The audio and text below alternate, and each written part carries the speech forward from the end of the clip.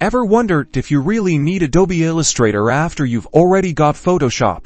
Let's break it down. Starting with the basics, Photoshop is your go-to for pixel-based editing. While you think photographs, detailed illustrations, and anything with intricate textures requiring pixel manipulation, it's all about pixels. You can use Photoshop to remove elements, change colors, add filters and effects, and create mock-ups and composite images. Everything you see in a photograph that isn't there from the start is typically done here. Now, Illustrator is all about vector graphics. These are created using mathematical equations, not pixels. This means they're infinitely scalable without losing quality. Logos, illustrations, and typography are all made with vectors. Unlike Photoshop, Illustrator is designed for print assets, and scalable. Logos is perfect for creating graphics that maintain clarity, even on the biggest billboards. The relationship between them, it can certainly work together. You can use Photoshop to edit pixel-based images to incorporate into your Illustrator projects. When deciding whether to add Illustrator to your workflow,